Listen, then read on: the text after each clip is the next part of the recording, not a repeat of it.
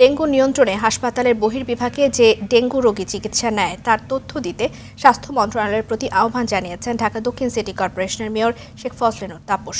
সকালে Dhaka medical college হাসপাতালে পরিষ্কার পরিচ্ছন্নতা এবং মশক নিধনের চিরুনি অভিযানের উদ্বোধন করে একথা বলেছেন তিনি।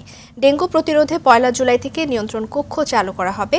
নিজ নিজ এলাকার তথ্য দেওয়ার আহ্বান জানান মেয়র তাপস। সাকিবুর রহমানের রিপোর্ট। বর্ষার শুরুতেই পাল্লা দিয়ে বাড়তে পারে ডেঙ্গুর প্রাদুর্ভাব। কীটতত্ত্ববিদদের এমন পূর্বাভাসে চিরুনি অভিযান শুরু করল ঢাকা দক্ষিণ সিটি কর্পোরেশন। প্রথম দিনে দক্ষিণের 4 মেডিকেল কলেজ হাসপাতালে চলে মশক নিধন কার্যক্রম। ঢাকা মেডিকেল কলেজ হাসপাতাল চত্বরে ডেঙ্গুর লার্ভা থাকতে পারে এমন স্থান পরিদর্শন শেষে নির্দেশনা দেন মেয়র। ঢাকা মেডিকেল কলেজের পরিচালক বলেন, প্রতিকারের আগে প্রতিরোধ ব্যবস্থা গড়ে তুলতে পারলে রোগী কম হবে। যে কোনো রোগের ক্ষেত্রে আমরা যদি প্রিভেন্ট করতে পারি, এটাতে খরচ কম হয়, সাফারিংস কম হয়। ডেঙ্গুর ক্ষেত্রেও সেটা প্রযোজ্য, কারণ এটা একটা ভাইরাস দিয়ে হয়। যদিও এটা মশা ক্যারি করে, কিন্তু মূল জীবাণুটা হচ্ছে ভাইরাস। ভাইরাসের আপনারা জানেন, ভাইরাসের কিন্তু কোনো ওষুধ নাই, আমরা সিমটোমেটিক ট্রিটমেন্ট দেই।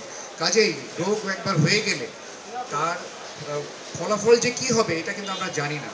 কিছু কিছু ডেঙ্গু রোগী কিন্তু মারা যায়, আপনারা জানেন। কাজেই আমরা চেষ্টা করব আমরা যেন কেউ ডেঙ্গুতে আক্রান্ত না হয়।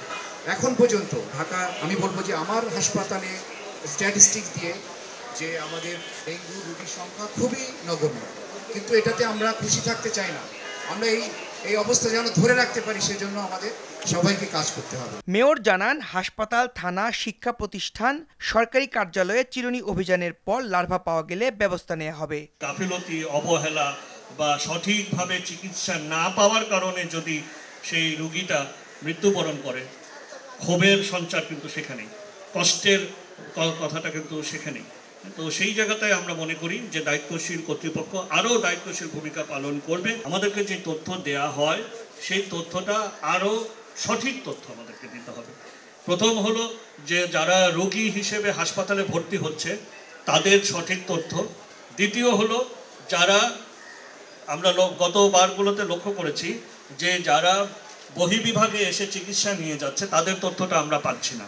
আমরা এবার বলছি যে সেই তথ্যটাও যেন আমরা পাই। এবার কোরবানির পশুর হাটে থাকবে বাড়তি নজর। জমা পানিতে লার্ভা জন্ম নিলেই ইজারাদারকে জরিমানা করা হবে। পশুর হাটের ইজারাদাররাও তারা যদি নিয়ম বহির্ভূতভাবে এমন কিছু করে যেখানে দেখা যাচ্ছে যে এই মৌসুমে লার্ভা সৃষ্টি হচ্ছে, তাহলে অবশ্যই তাদের বিরুদ্ধে কঠোর ব্যবস্থা নেওয়া হবে, জরিমানা করা হবে এবং তাদেরকে এই কার্যক্রম যাতে করে শুধরানো যায়, সংশোধন করা যায়, তাদেরকে বিরত করা হবে। 1 জুলাই থেকে দক্ষিণ সিটি ডেঙ্গু প্রতিরোধ নিয়ন্ত্রণ কক্ষে নিয়মিত তথ্য দেওয়ার জন্য নগরবাসীর প্রতি আহ্বান জানান মেয়র তাপস। সাকিবুর রহমান, RTV, ঢাকা।